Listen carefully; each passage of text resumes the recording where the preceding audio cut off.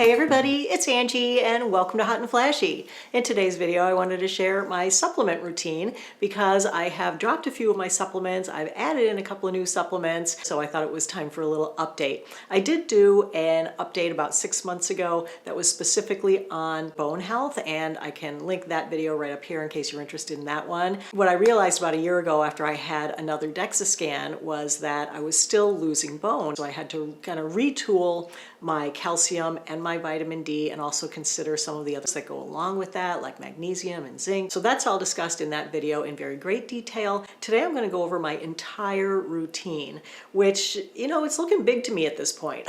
I take a lot of supplements, but I take supplements for lots of different reasons. So obviously bone health is one of them, brain health is another. I take one for my eyes, I take a bunch for skin, for general health, I take some for my muscles, and so it's gotten bigger, but I feel like the older I get, the more things I need. As we get older, once especially we're postmenopausal, everything slows down. And you know, my goal in life is to be the healthiest aging person I can be. Like, I want to be able to jump on my paddle board and go for a paddle. I want to be able to go for a hike with my kids if they're visiting and they're like, hey, let's go for a hike. I'm like, yep, let's do it.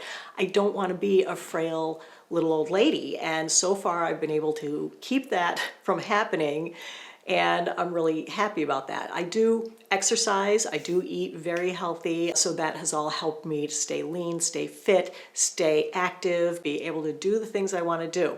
So this is just what has worked for me. I'm not pushing supplements on anyone. If you're not a believer in supplements, then, you know, this isn't medical advice, certainly. I try to base most of it on decent quality research that's out there. As we know, supplements are not FDA regulated, so it's a little bit of a crapshoot as far as whether they really work or not, or if you're just manufacturing the world's most expensive urine. I think that they work. I've noticed the changes in my joints, in my skin, in my body in general, and I'm hoping to see the changes when I get my next DEXA scan. That said, before you start any supplement, you should definitely check with your doctor to make sure there are no interactions with any of your medications. Also, before adding in a supplement, check your other supplements to make sure that the supplement you're trying to add isn't already in something that you're taking. And another thing to do to figure out if you even need a supplement in the first place is to track your macros for a while, track your nutrition, see what you're getting through diet. The majority of our nutrition should come from food, and supplements should be just that. They should be supplements. I take most of my supplements in pill form,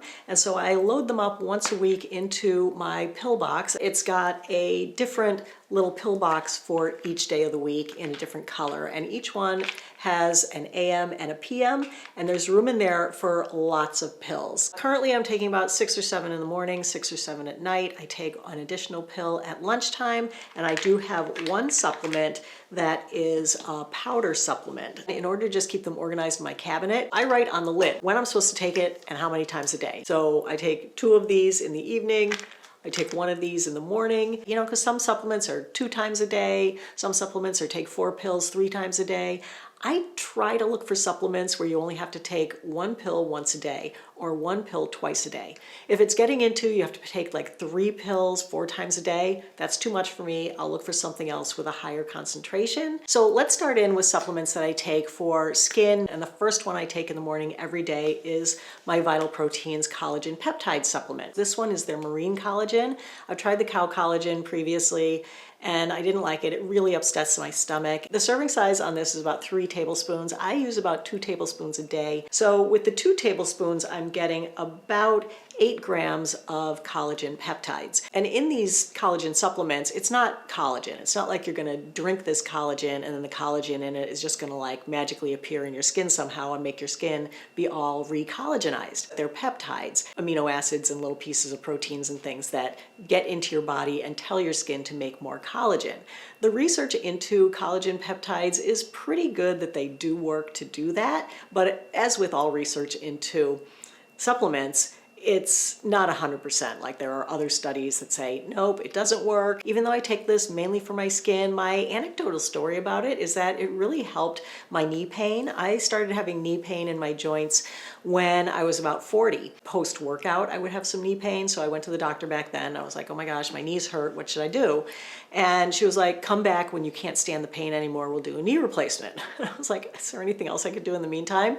She didn't say take a collagen supplement. What she said was take a glucosamine chondroitin supplement, which I do, and I'll talk about that in a bit. But the reason that I noticed this in relation to my knee pain is at one point I wasn't sure if it was doing anything for me, so I stopped taking it. After like a month of not taking it, I noticed that my knee joint pain came back with a vengeance. And I was like, oh my gosh, what is going on? And the only thing that I could think of that was different was that I wasn't taking this anymore. So I started taking this again, and voila, my knee pain is lowered again. Collagen is everywhere in our bodies. It's in our connective tissues, it's in our skin, it's in our joints, it's in our muscles. I mean, it's just everywhere. So, you know, the idea that this is just going to my skin is silly. I mean, obviously, if you're ingesting it, it's going to be sending some of it everywhere, right? So if it's going to my joints, I like that. If it's going to my skin, I like that. So I found a study from 2018 on postmenopausal women that showed that taking 5 grams of collagen peptides daily had significantly better bone mineral density than those taking placebo. So that should also be helping with that bone mineral density as well. Another supplement that I take specifically for my skin are phytoceramides. Ceramides are fatty lipids, and we have them naturally occurring in our skin and in our bodies.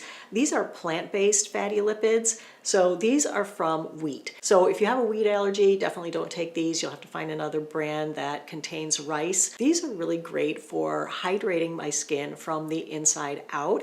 And I started taking these about 10 years ago, and I swear by them. And I've got everybody in my life taking them because, of course, we live here in the cold Northeast, and it's about 20 degrees out right now. There's snow on the ground, and the heat's on in the house. The air is very, very dry. And once I started taking these, what a difference in my skin, especially over the winter. I could tell that first winter. But the thing with these is you can't take them and have it like instantly take effect. You almost need to have time for it to build up in your body, which is the case with a lot of these supplements. They do take time to work and for you to see the results or to feel the results. So I feel like it takes about 3 months of loading this into your system to really get enough of it going in there that once winter hits, you can really feel the difference in your skin. I take my phytoceramide supplement once a day in the morning. Another supplement that I take for my skin, but that may also have benefits for my heart, is my CoQ10 supplement. CoQ10 is one of the hero ingredients in my skincare routine. I've been using that for years. I love it. It's an antioxidant that helps to give cells energy in the form of ATP. So, you know, ATP is like the energy currency of all of our cells in our body, and cells that are more energized, they can just do more. There's also some research into CoQ10 that says it can be heart protective for those with heart conditions.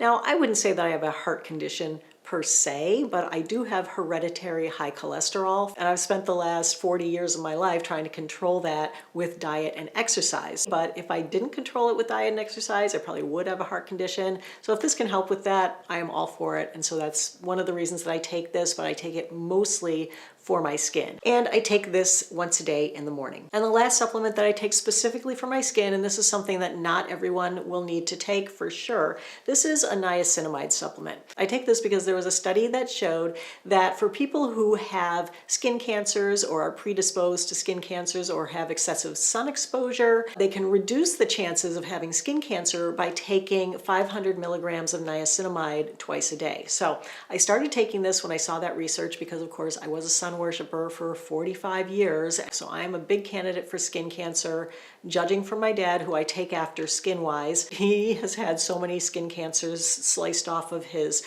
nose, his eyebrows, his ears, his top of his head. I don't really want to be sliced up.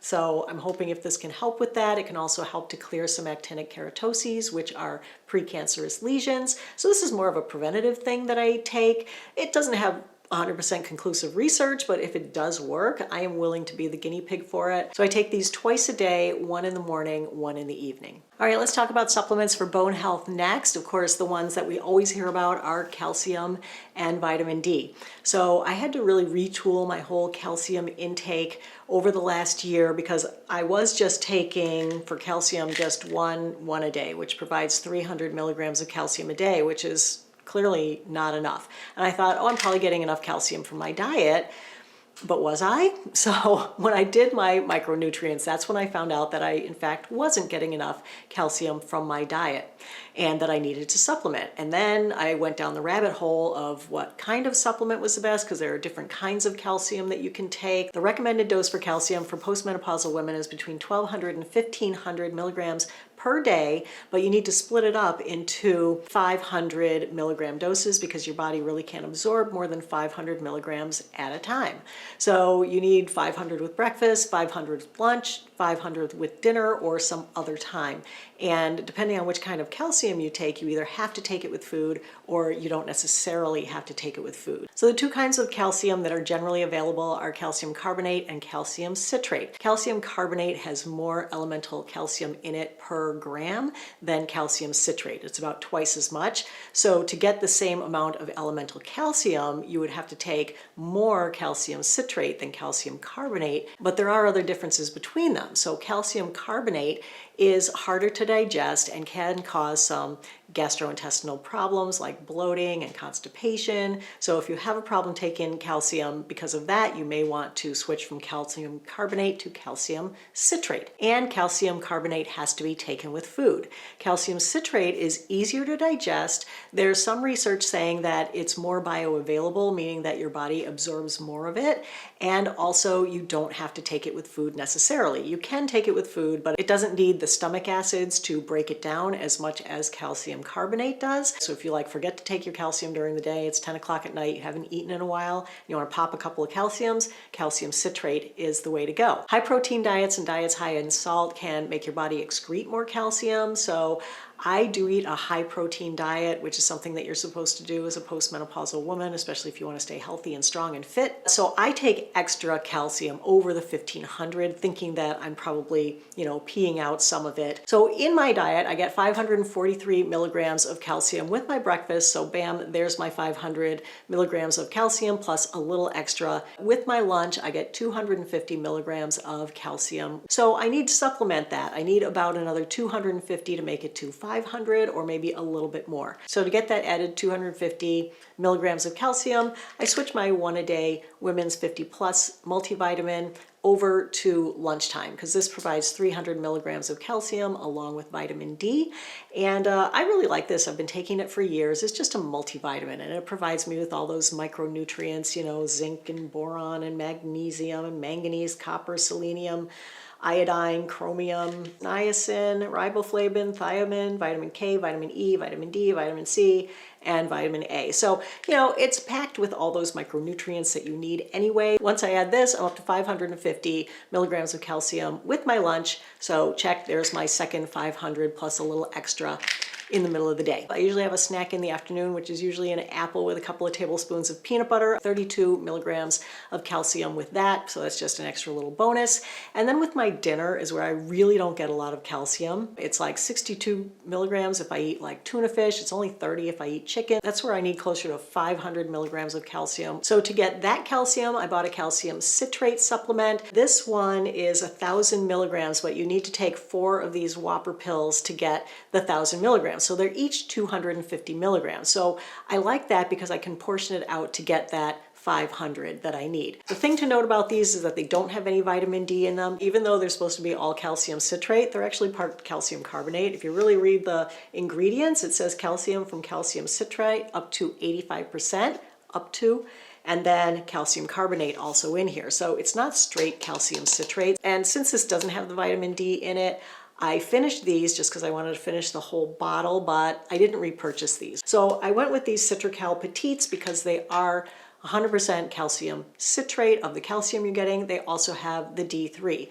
So these are a much smaller tablet, easier to take. The serving size is 2 of these to get 400 milligrams of calcium and 500 IUs of vitamin D. So if I take 2 of these, I get 400. I add it to the 60 or 30 with my dinner and the 30 with my apple, and then I'm back up to around 500 in the evening. So then I'm pretty close to 1,500 a day, and then I feel like I'm good on the calcium. All right, let's move on to vitamin D because that goes hand in hand with calcium. The recommended dosage for postmenopausal women is 1,000 IUs a day, but research shows that 800 to 1,000 IUs don't help with bone loss. You need between 2,000 and 4,000 IUs to help with bone loss. So I really needed to drastically up my vitamin D intake, and so I did that. I get about 750 IUs of vitamin D a day from my food sources, so that's great. So I'm only off that 1,000 to 2,000 by about 250 up to 1,250. In my one a day, I'm getting 1,000 IUs of vitamin D. So now I'm up to 1,750 per day, and then I get another 500 IUs of vitamin D from the Citrical Petite. So that brings me up to 2,250, so I'm good on vitamin D for the day, and I'm in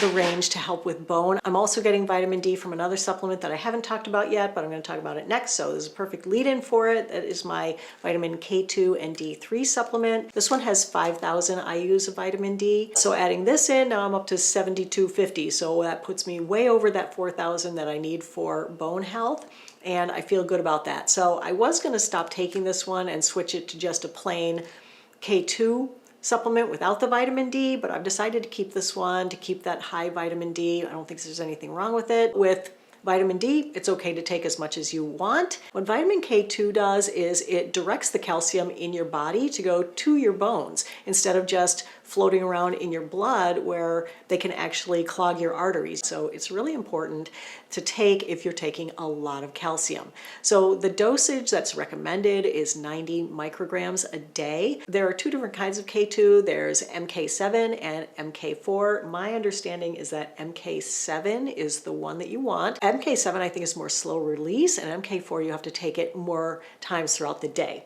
So with this I only take one. I take one in the morning. This has 100 micrograms of vitamin K2. Another supplement for healthy bones is zinc. So the RDA on zinc is about 8 milligrams. I get about 4.1 from my food that I eat, so I need about 4 to supplement. But as it turns out, I was already getting 104 from other supplements that I'm taking, my one a day and a supplement that I take for eye health. They both have zinc in them, so I was getting plenty of zinc. Another one that's really important for healthy bones is magnesium. Studies show that women with higher blood levels of magnesium have higher bone density. Magnesium can help with bone density, heart health, can help with sleep, and can also help to alleviate depression. Now looking at my diet, I get about 507 milligrams of magnesium a day from food. The recommendation is for 320 milligrams a day of elemental magnesium. So I'm getting plenty in my diet, so I don't need to supplement it. But there are 50 milligrams of magnesium in my one a day women's supplement. With magnesium, whatever your body doesn't use, it just gets flushed out, so it's fine to take more than the recommended amount. If you're looking for a magnesium supplement, the one with the lowest bioavailability, so the one you don't want to take, is magnesium oxide. There are a bunch of different kinds of magnesium that have higher bioavailability. Those are magnesium lactate, aspartame citrate, chloride, and L-threonate. And that one is supposed to be able to cross the brain-blood barrier and help with sleep and focus. There are a few supplements that I take for specific things or just for general health. I mentioned this one previously briefly. This is my glucosamine chondroitin supplement. It is for my joints, specifically started taking it for my knees. I hope it's helping with all my joints. I don't really have much joint pain, much joint inflammation, much in the way of like arthritis. My knees are the problem because I was a distance runner in high school and I think my cartilage just took a beating. I feel like my knees aren't any worse than they were when I was 40, and I'm going to say it's because of taking this plus the collagen supplement. All right, next up is my resveratrol supplement. This is an antioxidant, and so it's anti-inflammatory and works to keep down inflammation inside the body. I also use resveratrol in my skincare routine topically on my face, and I love it for that. I think it's just one of the best antioxidants that you can get, and this has been studied and shown to have effects for the skin, for the brain, for the heart, for the bones. It's supposed to be able to increase your HDL cholesterol, which is your good cholesterol, and decrease your LDL cholesterol, which is your bad cholesterol, and of course having that hereditary high cholesterol. I love that about it. There was a systemic review study done in 2022 on resveratrol, and overall the studies indicated that regular consumption of resveratrol may enhance cerebrovascular function, improve cognition, slow bone loss, and reduce overall perception of pain, experienced in postmenopausal women. That study was based on taking 75 milligrams 2 times a day, so 150 milligrams. This supplement gives you 605 in 2 pills, so with 1 pill you get around 300. So I just take 1 of these a day instead of 2 a day. This next supplement is one that I take specifically for my eyes. Not everyone is going to need this one, but this is Preservision A-Reds 2, and I basically take this one because my dad gave it to me for Christmas, I don't know, 10 years ago, and said, your mother and I both have potential of macular degeneration, and that means that you have potential of macular degeneration, so you should start taking this now and take it forever. So you take 2 of these a day, 1 in the morning, 1 at night. So I've been taking them for a while. Can't say that I can see any difference with them, but I'm going to continue to take them because my dad's eye doctor, who is now my eye doctor, recommends them. But I also wanted to mention some supplements that I don't take. So as I mentioned before, I don't take zinc and I don't take magnesium because I'm getting enough of both of those either in my diet or between my diet and the supplements that I already take. So I don't get a dedicated specific supplement to those. I also get enough fiber in my diet, so I don't take a fiber supplement. Postmenopausal women need between 25 and 29 grams of fiber a day. And in my diet, I'm getting about 43 grams of fiber a day, so I'm good on the fiber. I also don't use a protein supplement, you know, like a protein powder. I don't make protein shakes or anything. I get plenty of protein in my diet. The protein recommendations are woefully low for women, and particularly postmenopausal women. I think they recommend like 50 grams of protein a day maybe. The average woman gets 30. So you really have to up your protein intake if you want to be a healthy, active, older woman and maintain some muscle mass, which can help with your bone density. So it's good to get between 30 and 40 grams of protein per meal, but you have to cap it at 40 because your body can't use more than 40 grams of protein at a meal. When I say that supplementing is complicated, it's complicated. So you have to, try to get more, but don't get too much. In my diet, I'm averaging about 115 grams of protein a day, so that's right where I want to be. I don't need to supplement my protein with like a protein powder. And one of the main supplements that I've been taking for years was a fish oil supplement. I took 2 fish oil supplements a day. I was taking Mega Red, which is from krill, and I was also taking a salmon oil. But since I do eat salmon like every single day and then fish a couple more times a week, I did the math on it and I get plenty of fish oil in my diet. The recommendation for fish oil is to get about 1.1 grams a day, which you can get from eating about 6 to 8 ounces of fatty fish a week. I eat about 8 to 15 ounces of fatty fish a week, so I am good on the fish oil. So I have dropped 2 of my fish oil supplements. If you're lacking the omega-3s, they are really good for your heart health. They're really good for your skin, your hair, your nails. So definitely try to get a fish oil supplement into your diet. I'll link the fish oil supplements that I used to take if you're interested in one in the info box below the video. All right, now moving on to the new supplement that I'm taking. I'm really excited about it. I've only been taking it for about 2 weeks, so I can't say if it's had any effect yet, and I'm really hoping that it lives up to the hype. So the new supplement that I'm taking is creatine. I have seen all the menopause health doctors that I watch online talk about creatine lately, and they're saying that it's really great for your bones, it's really great for your muscles, especially if you're trying to be, strong and healthy as you age, and it may also have some benefits for our brains. And I decided that yes, I thought it was worth it to take it. So creatine is basically a peptide that's made out of 3 amino acids. Those are arginine, methionine, and glycine. Creatine is naturally made in our bodies. It's hard to get enough of it in your diet unless you eat beef and liver like 3 meals a day, which, I don't know, some people do that. I don't do that, so there's no way for me to get enough creatine through my diet, so definitely have to supplement it. And the recommended dosage is 5 to 10 grams a day, but that depends on your body weight. But most of the studies, which were done on men, of course, the dosage was 5 to 10 grams a day. So you can take less if you're a small woman like me. I'm starting off taking 2.5 grams a day. Like with most things, it can cause, some stomach upset and water retention and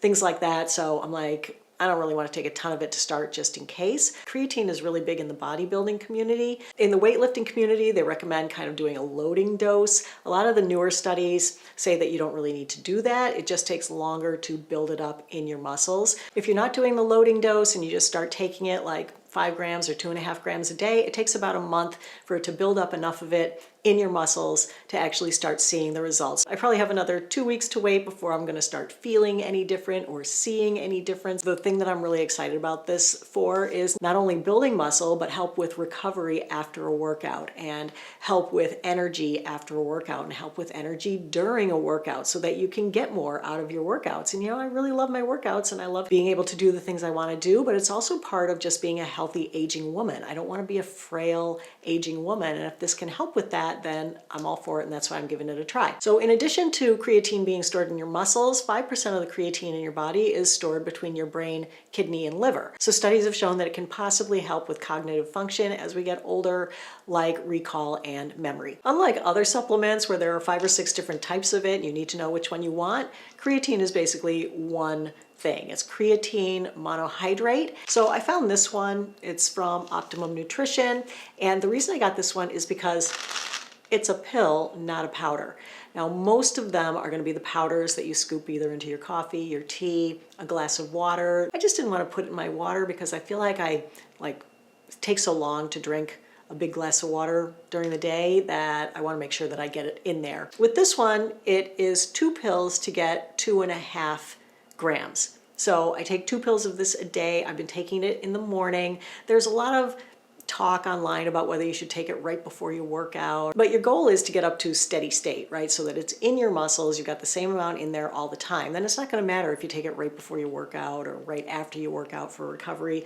You know, as long as you've got it steady state, once you get up to that 30 days, then you can just take it anytime. But I will report back on this in the future, let you know how it's going and if I feel any different. So that's it for today's video, everybody. I hope you found it helpful and informative. If you did, go ahead and give it a like. Don't forget to subscribe to my channel. As always, I thank you so much for your time. Really appreciate your watching. Have a great day, and I will see you in the next video. Take care, everybody. Bye-bye.